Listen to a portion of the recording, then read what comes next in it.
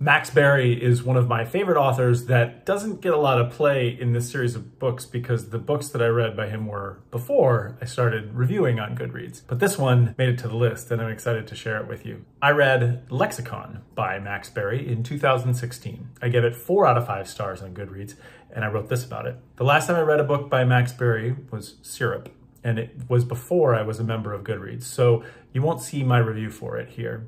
It's one of my favorites, however, and this book has convinced me to add Barry to my list of favorite authors. It was a bit odd for me too, because commonly I'm most interested in the setting up of mythology and world building in the books that I read, and that kind of felt clunky here. But once this book gets moving, and it really didn't take more than 50 pages, it is fantastic. For the most part, everyone felt like a protagonist, and at times, when they needed to do terrible things, Barry makes you feel like it's for the greater good. I didn't question any motives, and I think that's a testament to the way he tells stories. I didn't catch on to the story's converging direction until it was nearly upon me, and that felt great too. There are plot holes and confusing mechanisms to advance the story at times, but I liked everyone and their conceit so much that it really didn't matter to me. I am also a big fan of the fourth wall breaking novelty quotes and asides throughout. The idea of control is seemingly jumping up in popular arts and literature everywhere. And it's an interesting shift to me in the perception of self underneath the surface. I think Lexicon predates things like the Divergent series and Jurassic World, but I've been seeing more and more things that point to the fact that the creative folks out here with us are sensing a lack of control, and that there is a longing to resist it or respect the reality that self-control may or may not be possible. The fact that words and language was the mechanism for control here made it especially endearing to me.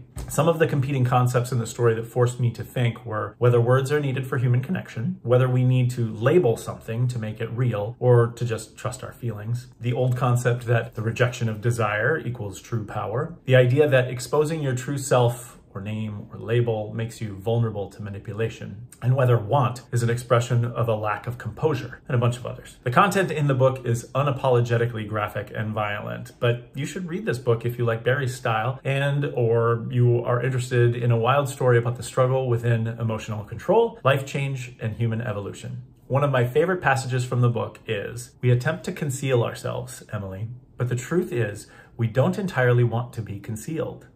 We want to be found."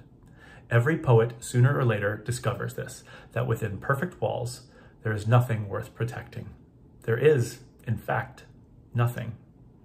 And so we exchange privacy for intimacy. We gamble with it, hoping that by exposing ourselves, someone will find a way in. This is why the human animal will always be vulnerable, because it wants to be. Ooh, I still love that quote.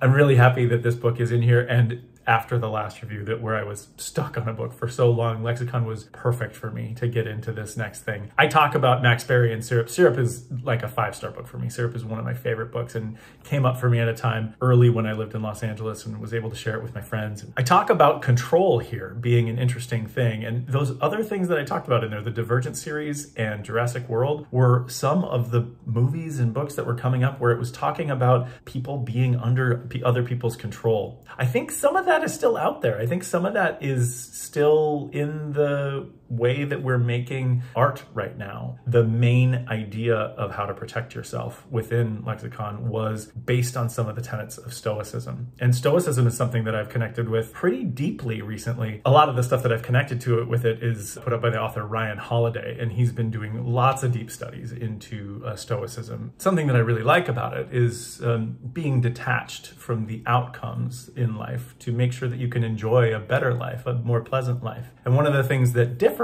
from it here is that in Lexicon, it's diving more into that asceticism, that sort of rejection of desire. One of the things that I've found in my study of stoicism is to not deny desire, to embrace it, but to be totally detached so that you can enjoy life regardless of the outcome. I think that's the real part of true power. I don't think rejection of desire equals true power. I think embracing desire, but then detaching yourself from the outcome of whether you receive it or not is how you truly embrace that power. I'm learning that the negativity that we experience, it has a lot to do with our expectations.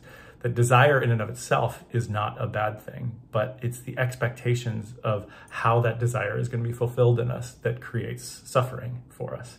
I'm really playing a lot with the concept lately of how desire and want is a very good thing, and that doubt is the thing that's holding us back. Doubt is the thing that is really causing us to suffer more greatly. I actually think want is a very natural human thing, and I think it has a lot to do with our power. A lot of the things that are showing up in my feed are talking about how joy and pleasure and desire and want are the tools that we use to show ourselves exactly what we prefer and exactly the life that we are trying to achieve. So it is contrary a little bit to the stoicism there, and maybe contrary a little bit to Lexicon. I think that it's all sort of pointed in the right direction. No matter what, I should add some other Max Berry books to my list because I love them so much. But if you haven't read Lexicon, it feels kind of poignant today, especially dealing with these things about control and power and how we name things and label things and the way we experience reality in our human existence. It was the perfect book for me at the time, and it is really nice for me to come back to it right now and think about all of its concepts and how they can integrate into my experience as I'm going forward today in 2024. So yes, I highly recommend Max Berry as an author and Lexicon as a book. This one I read in 2016, and I give it 4 out of 5 stars on Goodreads. Till next.